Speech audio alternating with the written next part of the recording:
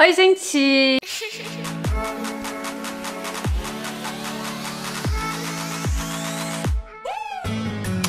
J'espère que vous allez bien. Aujourd'hui on se retrouve pour une nouvelle vidéo et on se retrouve pour une nouvelle JVDT.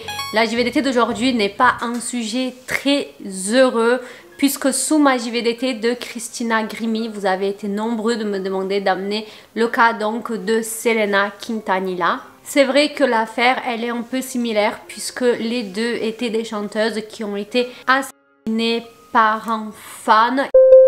Selena Quintanilla est donc née au Texas le 16 avril 1971. Elle a été élevée comme témoin de Jéhovah et elle est la plus jeune enfant de Marcela et d'Abraham Quintanilla. Les deux étaient des immigrés mexicains et son père était un ancien musicien mexicano-américain. Il avait un groupe appelé Los Dinos, mais il a dû abandonner la musique pour l'armée à l'époque. Et en ce qui concerne sa fille Selena, c'est lui qui va remarquer donc les capacités qu'elle avait quand elle était déjà très jeune, puisque c'est à l'âge de 6 ans qu'il va commencer à se dire que sa fille elle chantait très bien et qu'il y avait peut-être quelque chose à faire. Il avait ouvert à un moment de sa vie un restaurant mexicain où Selena et ses frères avaient l'habitude de se produire, donc ils ont un petit peu gagné de notoriété dans leur ville comme ça. Mais le truc c'est que ce restaurant va faire faillite et ils vont être obligés de le vendre. Et ils ont fait faillite au point qu'ils ont été expulsés de leur propre maison. À ce moment financièrement c'était tellement la crise en quelque sorte qu'ils vont carrément déménager. Ils vont s'installer donc chez de la famille, comme ça ils pouvaient être logés gratuitement. Abraham, à ce moment leur père, va devenir donc leur manager. Une fois de plus, attention, c'est quelque chose de très amateur à cette époque. Et il écrivait aussi pas mal de chansons, donc il écrivait des chansons en anglais et en espagnol pour que sa fille puisse chanter, et ça fait donc que dès son plus jeune âge elle était donc bilingue. Selena et ses frères ont réussi à jouer dans un concert d'un groupe assez connu à l'époque. Vous savez, ils ont fait l'ouverture du concert,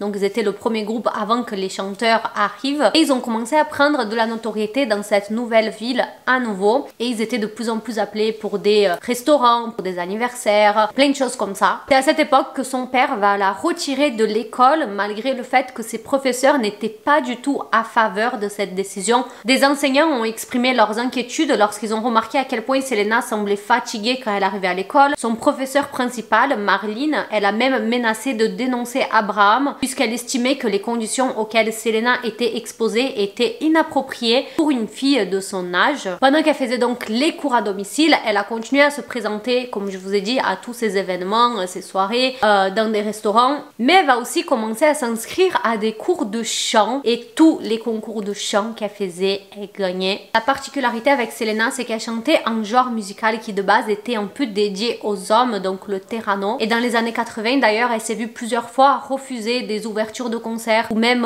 des événements auxquels elle voulait se présenter. Mais quand elle disait qu'elle faisait ce style de musique, les gens refusaient puisque c'était un style pour les hommes et c'était un peu mal vu. À ce moment, Selena, elle habite dans un bus. C'est un bus que son père il a acheté, qu'ils ont tous retapé ensemble, et ils utilisent donc ce bus pour faire leur tournée. Donc comme ça ils peuvent voyager dans tous les États-Unis, dormir sur place avec toute la famille. À 17 ans, Selena va obtenir son diplôme d'études secondaires à l'American School of Correspondence de Chicago, et elle a également été acceptée à l'université d'État de Louisiane, mais elle a jamais été s'inscrire parce qu'elle voulait vraiment se consacrer à la musique. En 1986, elle va sortir son deuxième album Alpha. En 1987, elle va remporter le Terrano Music Awards de la chanteuse de l'année. Et d'ailleurs, ce prix, elle va le remporter 9 fois d'affilée pour que vous ayez une idée. En 1988, elle va sortir deux nouveaux albums, donc l'album Preciosa et l'album Dulce Amor. Mais voyant que ça marche pas comme elle le souhaite, elle va changer de maison de disques et elle va lancer un nouveau album. Et cette fois-ci, par contre, ça va marcher. À ce moment, c'est son frère qui est son principal producteur de musique et également auteur et compositeur. C'est quand elle rentre dans cette nouvelle agence que tout va changer pour Selena. Elle va signer son premier gros contrat avec pas moins que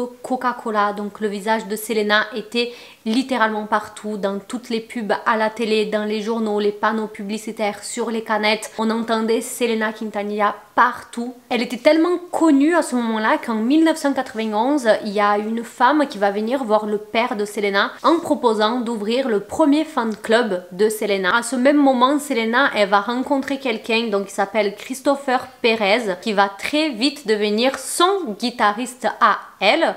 Et par la suite, ils vont se mettre en couple. Son père à Selena n'a pas trop approuvé cette relation. Après tout, Selena, c'était sa fille la plus jeune. Et bizarrement, ce Perez, il sort de je ne sais où, pile quand Selena commence à devenir connue. À savoir, le père de Selena, il voyait le mal absolument partout. Il avait l'impression que tout le monde avait des mauvaises intentions à chaque fois. C'était quelqu'un de très méfiant. Et il va carrément interdire cette relation. Il va dire, je veux plus jamais que tu revoies ce mec. Il a quand même autorisé qu'il continue à être son guitariste parce qu'il était très fort. Et Selena, au lieu de s'embrouiller avec son père et de faire la rebelle, elle va dire d'accord papa, tu as raison. Sauf que le truc, c'est que sa relation avec Perez va bel et bien continuer. C'est juste qu'elle va mentir à son père et auprès de son père, elle va faire comme si elle n'était pas avec lui. Et ils vont carrément se marier. C'est donc le 2 avril 1992 qu'ils se marient. Et fun fact, cette relation qu'elle a gardée secrète, en fait, il n'y avait que son père qui ne le savait pas qu'elle était avec Perez. Parce que sa mère le savait, ses frères et sœurs le savaient. C'est juste qu'elle a caché ça à son père. Et quand son père a appris du coup qu'elle s'était mariée avec lui, ça va très mal se passer au point qu'ils vont plus se parler pendant des mois. Mais finalement, 3 mois après, son père Abraham, il s'est rendu compte que Perez n'était pas quelqu'un de méchant. Au contraire, c'était quelqu'un de très travailleur, c'était quelqu'un de très attentionné vers sa fille. Et du coup, il a décidé de reparler à sa fille après ces 3 mois et il a même fait la paix avec Perez, même si Perez a dit plus tard qu'il a toujours eu l'impression que Abraham le détestait. À ce moment-là, Selena, c'est vraiment une star. Sa carrière, elle a vraiment explosé au Mexique. Elle faisait des concerts, des tournées et elle s'est pas arrêtée juste là puisqu'elle voyait beaucoup plus loin. En 1994, elle commence à concevoir et produire une ligne de vêtements. Elle a ouvert 2 boutiques appelées Selena etc. Donc une était à Corpus Christi aux États-Unis et l'autre était à San Antonio également aux États-Unis. C'était un peu un concept où tu pouvais acheter des vêtements mais aussi te faire coiffer. À la fin de 1994, la marque Selena etc. a organisé leur premier défilé et ça a tellement bien marché que Selena a organisé un 2e défilé et à ce 2e défilé donc présenté et elle chantait donc avec son groupe. Elle avait des énormes projets puisque comme je vous ai dit, sa carrière était en train de commencer à exploser au Mexique et elle voulait ouvrir également un magasin de vêtements là-bas. Et qui dit beaucoup de travail, dit commencer à avoir une équipe et déléguer des choses. Et là, on va parler de quelqu'un qui fait partie de la vie de Selena et cette personne s'appelle Yolanda Saldívar. Vous vous rappelez de la femme que je vous ai dit en 91 qui a été voir le père de Selena et il lui a proposé d'ouvrir un fan club donc dédié à Selena?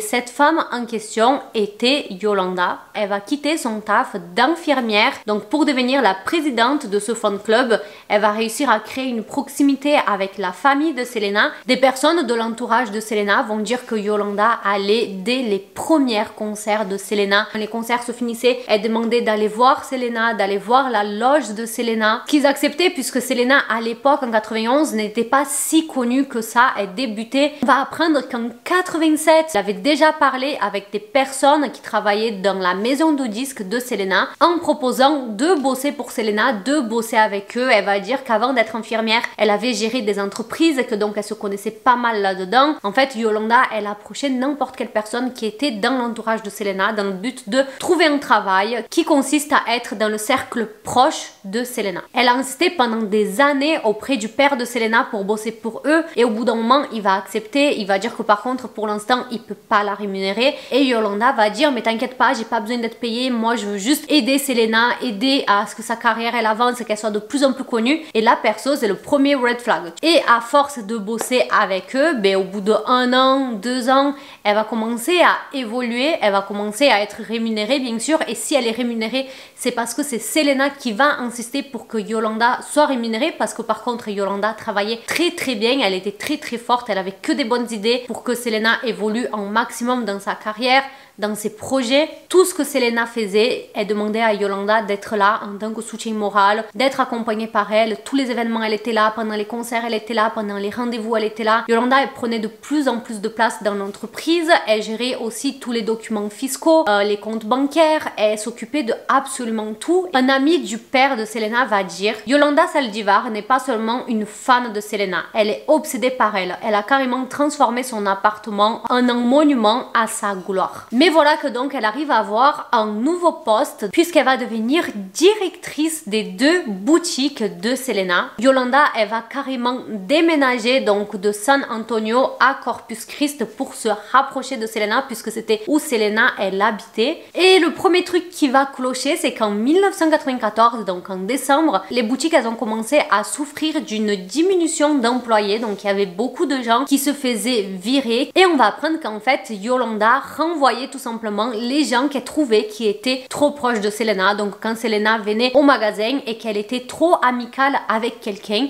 ben après Yolanda elle virait cette personne. Tout ça va être remonté au père de Selena et le père de Selena va prendre ça très au sérieux puisque vous vous rappelez, je vous ai dit que son père il se méfiait de absolument tout le monde. Ben de base il se méfiait pas du tout de Yolanda, mais quand il va entendre des choses comme ça, il va direct dire à sa fille: écoute, fais attention, tout le monde au magasin dit ça sur Yolanda. Sauf que le problème c'est que son père il était tellement protecteur que Selena ne va pas vraiment écouter son père parce qu'elle a dit qu'elle connaissait vraiment Yolanda depuis tout ce temps et elle sait qu'elle avait en bon fond que c'était pas quelqu'un de dangereux et que son père il l'exagérait. L'année de 1994 va être une année très importante pour Selena parce qu'elle va remporter son premier Grammys. Nous voilà en 1995 et Abraham, donc le père de Selena, va commencer l'année avec une mauvaise nouvelle, c'est qu'il va commencer à recevoir plein d'appels téléphoniques des fans qui se plaignaient de s'être inscrits dans le fan club de Selena et de ne pas avoir reçu les produits pour lesquels ils ont payé. Donc Abraham, il comprend pas trop de quoi il parle, mais Abraham va dire qu'il n'a jamais mis tout ça en place. Il ne sait pas du tout de quoi ces personnes parlent et il va commencer à enquêter. Il va découvrir que Yolanda avait détourné plus de 30 000 $ par le biais de faux chèques à la fois du fan club et également des boutiques de Selena. La nuit du 9 mars, du coup environ un mois et demi après, il va organiser un rendez-vous avec Selena, la sœur de Selena, et également Yolanda pour la confronter et lui demander qu'est-ce qui se passe. Il va lui présenter toutes les incohérences, donc le manque d'argent sur le compte de Selena, dans les boutiques, cette histoire de fan club en question, et il va lui dire que si elle ne fournit pas toutes les preuves pour contrer les accusations, il va faire appel à la police locale et il a également interdit Yolanda d'avoir quelconque contact avec Selena et c'est là qu'elle va péter les plombs. Selena va en plus se prendre la tête avec son père parce que suite à cette conversation, son père il a décidé de virer Yolanda et Selena elle va se confier à son mari en disant qu'elle ne veut pas rompre contact avec Yolanda parce que déjà c'est son amie et en plus elle va dire qu'ils peuvent pas la virer maintenant parce qu'ils ont besoin d'elle. Ils étaient seulement à quelques semaines d'ouvrir les magasins de vêtements de Selena au Mexique. C'était vraiment un gros projet et elle disait que Yolanda était essentielle à l'ouverture de ce magasin parce que c'est elle qui s'est occupée de absolument tout. Son père va dire elle souhaitait également garder Yolanda près d'elle car Yolanda possédait des relevés bancaires, des relevés et des documents financiers nécessaires à la préparation des impôts qu'on devait payer quelques mois après. Le 30 mars 1995, Selena décide d'aller voir Yolanda donc à sa chambre d'hôtel puisqu'elle venait de déménager, elle n'avait pas trouvé encore de logement et de base elle devait aller toute seule, mais Chris, son mari, a insisté d'y aller avec elle parce que on ne sait jamais. Yolanda va lui expliquer qu'elle ne lui a jamais volé de l'argent, que c'était un énorme malentendu et elle va lui fournir des documents qui prouvent qu'elle n'a pas pris de l'argent. Tout était en règle. Selena va la croire sur parole. Chris va demander quand même de prendre les documents pour tout vérifier et Yolanda va les donner comme si elle avait absolument rien à se reprocher, comme si tout était ok. Selena va lui faire un câlin, va lui dire qu'elle était désolée pour cet énorme malentendu et ils vont rentrer, sauf qu'en rentrant, Chris va se pencher donc sur tous ces documents et il va se rendre compte que les documents, ben, il manque plein de choses. Elle va rappeler Yolanda et elle va lui donner rendez-vous à nouveau, donc le lendemain, le 31 mars. Mais cette fois-ci, elle va y aller sans Chris, donc dès le matin, elle va prendre sa voiture, elle va y aller toute seule. Quand elle va arriver, Selena va la confronter, va dire écoute, il manque ça, et elle était un peu énervée, Selena, et Yolanda va commencer à lui crier dessus, à lui hurler dessus, et quelques minutes après, elle va se mettre à pleurer et elle va expliquer qu'il y a quelques semaines auparavant, elle a été agressée physiquement et sexuellement au Mexique. Donc elle va sortir ça comme ça, sans aucun contexte. Selena va être très choquée et elle va s'inquiéter pour son amie et elle va la prendre dans une clinique pour qu'elle soit examinée pour cette agression. Donc là, j'ai trouvé tout ça un peu flou. Elle a fait des examens pour voir si physiquement tout allait bien, mais le médecin ne lui a pas fait l'examen gynécologique que tu fais généralement quand tu as été victime d'abus sexuels. Et l'infirmière va dire que Yolanda doit subir cet examen dans une autre clinique en question, donc dans la clinique de San Antonio, pour deux raisons. Parce qu'elle résidait là-bas, certes elle venait de déménager, mais elle résidait encore là-bas, et parce que son viol a été au Mexique. Mais je trouve ça totalement incohérent parce que si tu as été victime d'abus sexuels, logiquement, tu peux faire cet examen n'importe où. Il n'y a pas besoin que ce soit dans la ville où tu résides. Après, peut-être que là-bas, ça se passe autrement, mais j'ai trouvé ça très bizarre. Par la suite, Selena, elle a rencontré à nouveau Yolanda dans sa chambre d'hôtel et une fois de plus, elle a réclamé les documents en question. Et voilà qu'une embrouille entre les deux va éclater. Yolanda va commencer à crier sur Selena en disant qu'elle était super égoïste, qu'elle pensait que à elle-même, qu'elle se rendait pas compte à quel point elle avait de la chance d'avoir une Yolanda dans sa vie. Et Selena, pour le coup, elle va péter les plombs. Ce qu'elle va faire, c'est qu'elle va enlever sa bague que Yolanda lui a offert, donc une bague d'amitié. Sauf que c'était littéralement le truc de trop pour Yolanda. Et voilà que Yolanda va sortir un pistolet qu'elle va pointer sur sa propre tête à elle. Elle va dire qu'elle pouvait pas vivre sans Selena, qu'elle pouvait pas perdre son travail. Selena, elle va être choquée et sa première réaction va être de courir vers la sortie, donc vers la porte. Mais voilà que Yolanda, elle va donc tirer, lui touchant la partie inférieure de l'épaule droite. Alors ça peut être un endroit assez basique où on va se dire que c'est pas dangereux l'épaule, sauf que la balle va toucher une artère qui alimente directement le cœur. Elle va tout de même réussir à courir. En arrivant à l'accueil, elle va tomber sur quelqu'un, elle va répéter plusieurs fois son prénom et le nom de Yolanda et elle va demander d'appeler la police. Donc la personne va rapidement le faire. Pendant qu'elle est au téléphone avec la police, elle va expliquer ce qui s'est passé. Elle va voir Yolanda partir avec sa voiture et elle va avoir le réflexe de dire à la police quelle est la marque de voiture de Yolanda et dire qu'elle est partie. Comme ça, ils peuvent essayer de la retrouver alors qu'ils sont même pas encore arrivés. Et ça a marché puisque la police a très rapidement repéré son pick-up. Malgré qu'elle a vite été repérée, elle n'a pas été arrêtée aussi rapidement parce que Yolanda, elle va s'enfermer dans sa voiture avec son pistolet. Et c'est de là qu'il y a un négociateur qui va arriver et après 9 heures, elle va donc se rendre. Selena, malheureusement, elle va pas survivre à ses blessures. Le médecin des urgences a tenté de la ranimer dès qu'elle est arrivée à l'hôpital. Il a réussi. Puis un cardiologue va prendre le relais, mais après 50 minutes de chirurgie, elle a été déclarée morte après avoir perdu trop de sang à l'âge de 23 ans. Le 1er avril 1995, une veillée a été organisée. 1 heure avant l'ouverture des portes, des rumeurs selon laquelle le cercueil était vide a commencé à circuler, ce qui a incité la famille à faire tout ça avec le cercueil ouvert. De base, ils voulaient pas que le cercueil soit ouvert et ils n'ont pas eu le choix parce qu'ils voulaient pas qu'il y ait une polémique autour du cercueil vide de leur fille. Il y a eu environ 35 000 fans qui sont passés devant le cercueil de Selena et plus de 78 000 personnes ont signé un livre de condoléances. Le 3 avril, 600 invités ont assisté à l'enterrement de Selena qui a été diffusé en direct par une station de radio. D'ailleurs, ça a été fait sans le consentement de la famille, c'est-à-dire que quelqu'un a réussi à infiltrer l'enterrement et à diffuser tout sans l'autorisation de la famille, ce que je trouve ça ouf. En ce qui concerne Yolanda, elle va être donc reconnue coupable pour meurtre, logique. Elle est condamnée à la prison à perpétuité avec une peine de sûreté de 30 ans. Donc en 2025, elle peut demander une libération conditionnelle. Lors du procès, il y a quelqu'un qui va prendre la parole et c'est Mike, donc un certain Mike qui était le vendeur du pistolet qu'elle a acheté. Il va dire qu'elle est venue acheter le revolver et quelques heures après, elle lui a ramené le revolver. Elle s'est fait rembourser et elle est revenue en fin de journée et elle a re-acheté le même pistolet. Tout ça, c'était le 26 mars 1995. Seulement quelques jours du coup avant le décès de Selena. On ne sait pas si le projet était d'en finir avec sa vie, avec ce pistolet, ou c'était vraiment d'assassiner Selena. Il va dire que Yolanda, elle s'est justifiée quand elle a acheté cette arme, quelque chose d'assez inhabituel parce que les gens de base, ben, tu fais ce que tu veux aux États-Unis, si tu veux acheter une arme, tu le fais. Et elle avait dit qu'elle était infirmière et que parfois elle avait des patients qui étaient un peu violents et il a trouvé ça très bizarre comme raison parce qu'il s'est dit mais attends, si t'as des patients violents, tu vas pas sortir un quand même dans un hôpital. Yolanda Saldivar, du coup, elle a actuellement 61 ans, elle est toujours en prison, elle a un poste de concierge, elle a soi-disant un comportement exemplaire avec très peu d'amis. En prison, elle a reçu énormément de menaces de mort. que ce soit de la part des prisonnières, mais aussi par lettres. Elle recevait une centaine de lettres par jour à l'époque quand elle a été emprisonnée. Après la mort de Selena, un conflit va avoir lieu entre le père de Selena, donc Abraham, et son mari, Pérez. Son père voulait être sûr que son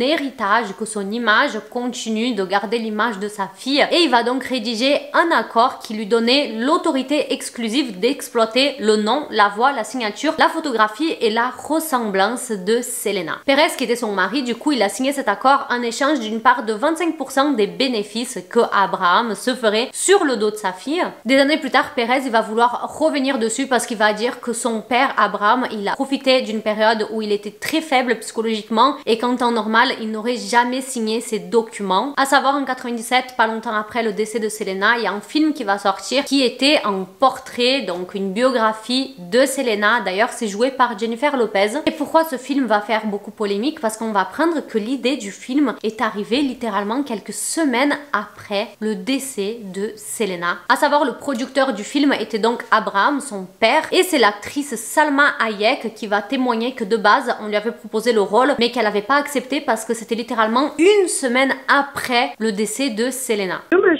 true that you were originally offered the role of Selena but turned it down? Yes. Because they offered it to me like a week after she died. Les gens, bien sûr, vont accuser son père de vouloir se faire du bif sur le dos de sa fille qui vient de décéder.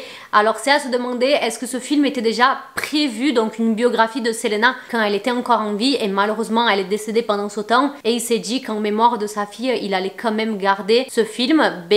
On ne sait pas. En 2012, Chris Perez va donc écrire un livre qui s'appelle To Selena with Love, qui va énormément contrarier donc le père de Selena. Il n'était pas du tout d'accord avec le fait que Chris sorte un livre où il parlait de sa fille, mais voilà qu'en 2017, le livre était donc en discussion pour devenir une mini-série, et le père de Selena, à ce moment, Abraham, il va poursuivre en justice Perez, puisque rappelez-vous, Perez, il avait signé un document comme quoi qu'il n'avait pas le droit d'utiliser l'image de Selena, il n'y avait que Abraham qui avait le droit. En ce qui concerne ce conflit avec Abraham, ce procès va être en suspens, va être en attente pendant des années, et Chris va se manifester donc en 2021 en disant que le différend avec Abraham avait été réglé et résolu à l'amiable. Il va dire: bonne nouvelle, j'ai résolu à l'amiable mon litige avec la famille Quintanilla. Maintenant que ces problèmes sont derrière nous pour aller de l'avant, mon espoir est celui de la famille Quintanilla et que nous travaillons ensemble pour continuer à honorer et célébrer l'héritage et l'image de Selena. Sauf que je trouve ça un peu culotté parce que le père à Selena, il a fait un film sur sa fille, il a commencé à chercher les acteurs littéralement une semaine après que sa fille est décédée. Je veux dire, il a même pas eu le temps de faire le deuil, qu'il est déjà en train de chercher des acteurs, et il va s'en prendre à Perez qui a juste écrit un livre, et quand il veut faire une série, il va mettre un procès sur son dos. Enfin, je comprends pas, surtout que Selena, juste après, elle a eu une série avec Netflix et pourtant son père n'a pas du tout été contre. Donc en fait, Abraham il peut, Netflix il peut, mais Perez il peut pas. Voilà un peu en ce qui concerne le parcours et malheureusement le décès de Selena, qui avait absolument tout pour elle, qui était en train d'exploser. Donc c'est vraiment horrible de voir que pour le coup, dans le cas de Christina, elle le connaissait pas personnellement, mais dans le cas de Selena, ça fait vraiment flipper parce que c'était quelqu'un de proche de son entourage. Selena, elle aurait tout fait pour elle et malheureusement, elle lui a ôté la vie à l'âge de seulement 23 ans alors qu'elle lui faisait confiance, les yeux fermés jusqu'au bout. On se retrouve mercredi prochain pour une nouvelle vidéo, dimanche prochain pour une nouvelle JVDT. Je fais plein de bisous. Beijo, tchau!